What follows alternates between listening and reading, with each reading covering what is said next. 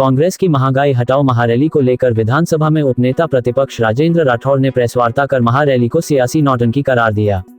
उन्होंने कहा कि महंगाई बढ़ाने वाली सरकार महंगाई कम करने को लेकर आंदोलन के रूप में रैली कर जनता को बेवकूफ बनाने का प्रयास किया। उन्होंने राजस्थान सरकार पर पेट्रोल डीजल पर सर्वाधिक वैट तथा सबसे महंगी बिजली दरों, सर्वाधिक मंडी टैक्स वसूलने का आरोप लगाते हुए कहा कि सरकार की दमनकारी नीतियों के चलते प्रदेश की जनता त्रस्त है। कल राजस्थान के लोगों ने वो मंजर देखा। प्रदेश में पिछले 3 वर्षों में महंगाई बढ़ाने वाली सरकार, जिस सरकार ने जन घोषणा पत्र में जो इनका सरकारी दस्तावेज बना उसमें ये वादा किया था कि प्रदेश में आम उपभोक्ता को महंगाई से निजात दिलाने के लिए ठोस कार्यकारी योजना बनाएगी।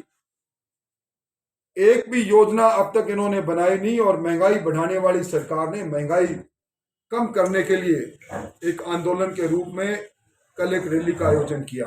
दूसरे नंबर पर राजस्थान पेट्रोल और डीजल में वेट का वसूल कर रहा है महाराष्ट्र के बाद।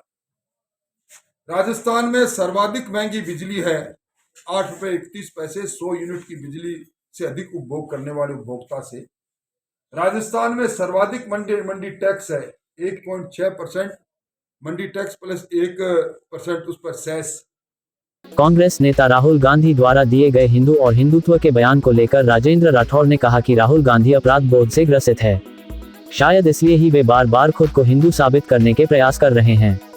उन्होंने कहा कि हिंदुत्व एक जीवन शैली है जिसकी इस प्रकार से व्याख्या करना राहुल गांधी के गले की फांस बन सकती है। अपराध बोध से ग्रसित है राहुल गांधी, इसलिए बार बार कह रहे थे मैं हिंदू हूं। हिंदू और हिंदुत्ववादी इसकी विवेचना करने का अधिकार उनको इसलिए नहीं था कि 2005 में देवस्वामी के प्रकरण के अंदर सर्वोच्च न्यायालय की जो कॉन्स्टिट्यूशनल बेंच थी, उस लार्जर बेंच ने यह कहा था कि हिंदू और हिंदुत्ववादी ये जीवन शैली की पद्धति है। हिंदुत्ववादी को उग्रवाद के साथ, अलगाववाद के साथ और इनके साथ जोड़कर उनकी व्याख्या करना सर्वदा गलत है। सर्वोच्च न्यायालय की इस व्याख्या के बाद नई व्याख्या महान पंडित राहुल गांधी जी ने कल कही, ये उनके गले की फांस बनेगी, क्योंकि हमारे सबकी जीवन पद्धति जो हिंदू है उनके जीवन शैली और जीवन पद्धति से जुड़ी हुई बातें उन्होंने इस तरह कही। जो हिंदुत्ववादी है वो झूठा है, अवसरवादी है, मौका आने पर मारपीट करता है, कत्ल करता है, झूठ बोलता है, सत्य बोलता है, इस प्रकार से आरोपित किया उन्होंने। ये अधिकार उनको नहीं है और इसका खामियाना उनको आने वाले उत्तर प्रदेश सहित इन चुनावों में भोगना। राजेंद्र राठौड़ ने कहा कि अगले कुछ दिनों में ही सरकार अपने 3 साल का कार्यकाल पूर्ण करने जा रही है।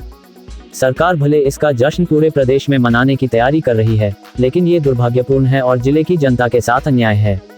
उन्होंने दुख प्रकट करते हुए कहा कि आजादी के बाद पहला मौका है जब सरकार के मंत्रिमंडल में चूरू का प्रतिनिधित्व नहीं है।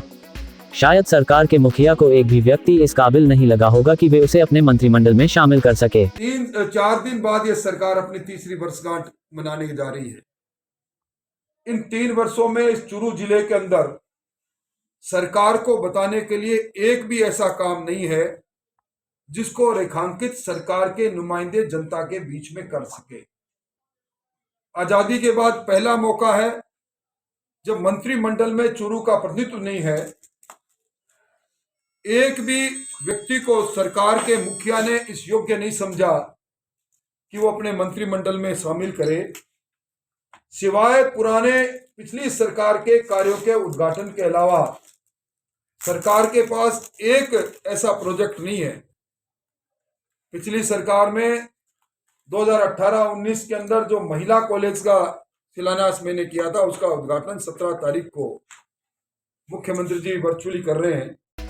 उपनेता प्रतिपक्ष राजेंद्र राठौड़ ने चूरू की नगर परिषद को नरक परिषद करार देते हुए कहा कि नगर परिषद में भ्रष्टाचार का तांडव हो रहा है। प्रशासन शहरों के संग अभियान में नगर परिषद को 10,000 पट्टे जारी करने का लक्ष्य दिया गया था, जिसके एवज में सिर्फ 256 पट्टे ही जारी हो पाए हैं। इस सरकार की सरपरस्ती के अंदर नगर परिषद जो नरक परिषद में तब्दील हो गई है, भ्रष्टाचार का तांडव किए हुए हैं। इनको 10,000 पट्टे जारी करने का इनका प्रशासन शहरों के संघ के अंदर इनका अभियान था। अब तक 256 पट्टे जारी हुए हैं। ये इस बात को सिद्ध कर रहे हैं कि सारी व्यवस्था लचर व्यवस्था है।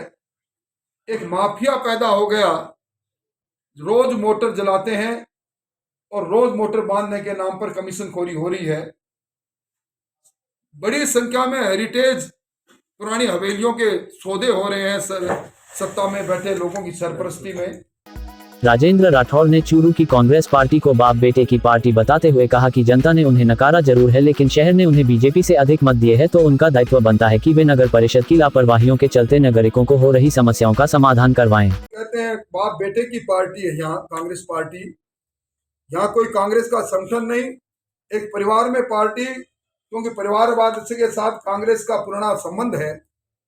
दावा करते हैं कि बड़ी संख्या में लोगों को लेकर गए, उनकी बातें कपोल कल्पित थी, परंतु उन्हें जनता ने नकारा जरूर है पर मत दिए हैं। शहर ने उन्हें अधिक मत दिए हैं, बीजेपी से अधिक मत दिए हैं। उन सभापति कांग्रेस का है। सत्ता में बैठी कांग्रेस के नेताओं को की आंख खुलनी चाहिए और जिस नारक के जीवन में शहर जी रहा है, निश्चित तौर पर बड़ा आंदोलन भी आमंत्रित कर रहा है और मौका पड़ने पर वोट की चोट से नगर परिषद सहित कांग्रेस के आने वाले जो दोबारा शासन लेने की कल्पना है, ये नष्ट नबूत हो जाएगी। राठौड़ ने किसान दुर्घटना बीमा योजना का जिक्र करते हुए कहा कि सरकार की इस योजना के लिए बीमा कंपनी का चयन अब तक नहीं हो पाया है, तो इसका लाभ किसानों को कैसे मिलेगा। किसान दुर्घटना बीमा, इस बीमे के अंतर्गत अगर सहकारी ऋण किसी ने ले रखा है तो दुर्घटना में मृत्यु होने पर 10 लाख और सामान्य मृत्यु पर उसने जितना ऋण ले रखा है वो ऋण माफ होता है। इसके लिए बीमा कंपनी का चयन अब तक नहीं हुआ। बिना बीमा कंपनी के चयन के कारण से 2 वर्षों से जितने भी किसान सहकारिता ऋण से जुड़े हैं, अगर दुर्घटनाग्रस्त हो गए तो उनको पैसा नहीं मिला। ये पहला मौका है जब बिना बीमा अपेक्स बैंक द्वारा बीमा कंपनी का चयन किए हुए किसानों से पैसा लिया जा रहा है। दूसरा, ये प्रशासन गांव के संग, प्रशासन शहरों के संग, ये प्रशासन मजाक के संग हो गया। खाद्य सुरक्षा के अंदर जिले में एक नाम भी सरकार के 3 साल आने के बाद जुड़े नहीं। लगभग 56,000 नाम कटे जरूर है। ढाणियों में पहले विद्युत कनेक्शन हुआ करता था, वो योजना सरकार ने पूर्णतः बंद कर दी। चिरंजीवी योजना से पहला मौका है, दुर्भाग्य है जिला मुख्यालय का एक भी चिकित्सालय चिरंजीवी योजना से जुड़ा नहीं। सरकार दावा करती है कि उन्होंने 70% ज्यादा लोगों को सुरक्षा चक्र दे दिया। चूरू जिला मुख्यालय में एक भी जिला चिकित्सालय इससे जुड़ा नहीं। सारी घोषणाएं जितनी सरकार करी योजनाएं हैं, सिवाय विज्ञापन में विज्ञापित करने के अलावा कुछ नहीं।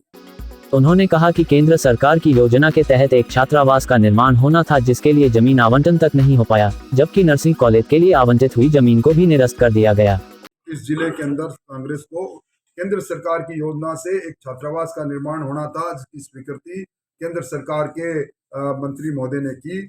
आज लगभग 2.25 साल हो गया, उसकी जमीन नहीं आवंटित की गई। पिछली सरकार के समय में जो नर्सिंग कॉलेज स्वीकृत हुआ था, उसके लिए उसकी जमीन जो आवंटित हुई थी उसको निरस्त किया गया। और जब संघर्ष हुआ तो अब दोबारा आवंटन करने की बात है। यानी एक संस्था एक नहीं बता सकती है सरकार अपने कालखंड में, उन्होंने चूरू जिले में इस नई संस्था को यहाँ लेकर आए। इस अवसर पर पूर्व जिला अध्यक्ष बसंत शर्मा, पंचायत समिति प्रधान दीपचंद राहड़, मंडल अध्यक्ष सुरेश सारस्वत, जिला उपाध्यक्ष भास्कर शर्मा, वरिष्ठ नेता विक्रम कोतवाल, विधानसभा संयोजक पदम सिंह, राजीव काचवाल, नारायण बेनीवाल, जिला IT संयोजक रमेश शर्मा, सह संयोजक सुरेश मिश्रा, सत्तार खान, अल्पसंख्यक मोर्चा के जिलाध्यक्ष अख्तर खान, मंडल महामंत्री गोगराज सैनी, नीरज जानगिड़, लोकेश सैनी सहित अनेक कार्यकर्ता उपस्थित रहे। संचालन जिला वीडियो संयोजक रवि दाधीच ने किया।